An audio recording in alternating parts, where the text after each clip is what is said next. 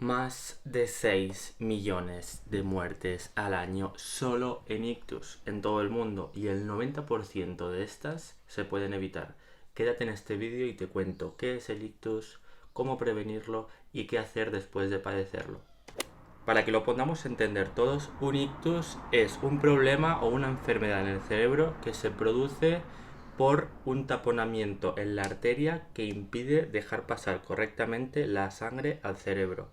Pero también puede ser debido a una hemorragia que haya en una de las arterias que suben al cerebro y que se esparza toda esta sangre en el cerebro. Y eso puede ocasionar que en un futuro el cerebro no funcione correctamente.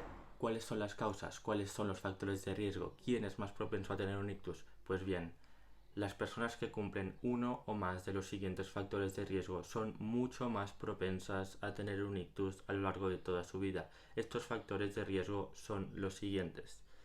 En primer lugar tenemos el sedentarismo, es decir, no hacer ningún tipo de actividad física.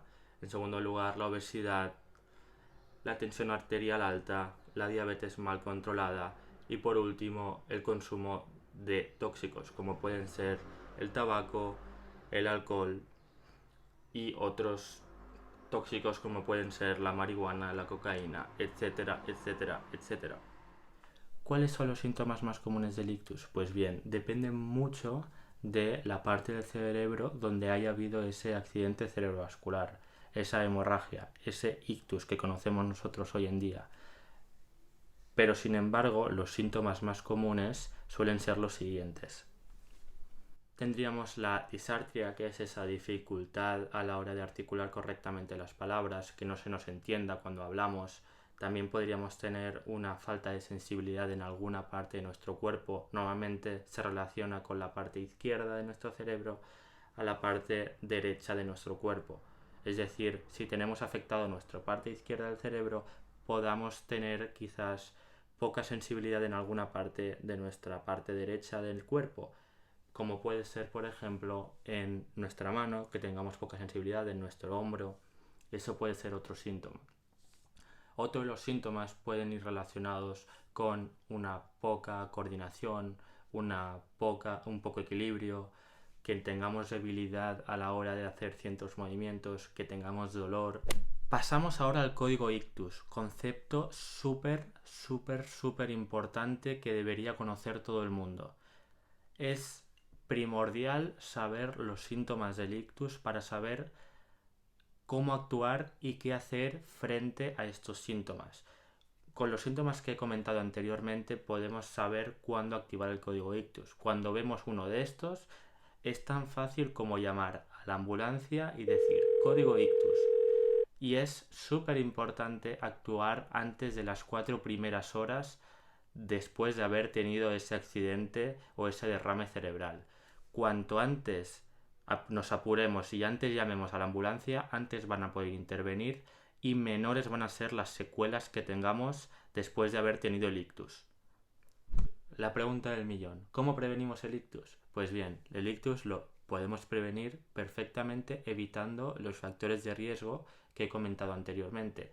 Sí que es verdad que hay algunos factores de riesgo que no se pueden modificar, como por ejemplo la diabetes o la tensión arterial alta, pero los otros se pueden eliminar completamente, y en estas dos excepciones podemos tener mejor controlada la diabetes y tener también mejor controlada la tensión. La rehabilitación después del ictus, súper importante llevar a cabo un tratamiento de rehabilitación para poder evitar al máximo el número de secuelas que nos queden a nosotros después del ictus a lo largo de nuestra vida. Es primordial ir a un especialista, a un médico, a un fisioterapeuta, a que nos dé consejo, indicaciones y un tratamiento para evitar estas secuelas al máximo. Sí que es verdad que hay algunas secuelas que quedan de por vida, pero muchas se pueden evitar. La evolución o el proceso de evolución empieza justo después de haber tenido el ictus y se prolonga en el tiempo durante unos 6 meses para arriba. Los cambios neurológicos empiezan desde después de haber tenido el ictus, es decir, podemos tener ciertos síntomas al principio del todo, después de haber tenido el ictus, pero que al paso del tiempo, al paso de las semanas, podamos haber tenido una evolución, es decir, si antes, por ejemplo, no podíamos prácticamente mover las piernas, después de unos meses, de unos días, de unas semanas, podamos llevar a cabo una evolución correctamente. Y no todo el mundo, es importante destacar esto, tiene la misma evolución. Dependiendo del lugar del cerebro donde nos haya dado el ictus, hay mejor pronóstico. Si te está gustando el vídeo, no te olvides de darle al botón de suscribir para no perderte más contenido como este.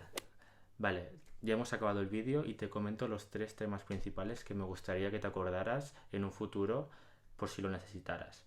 El ictus es un accidente cerebrovascular que se produce por un trombo, es decir, un obstáculo que impide que la sangre pase al cerebro, o también puede ser provocado por una hemorragia que tenga una de las arterias que suben al cerebro y que ocasionen un derrame cerebral.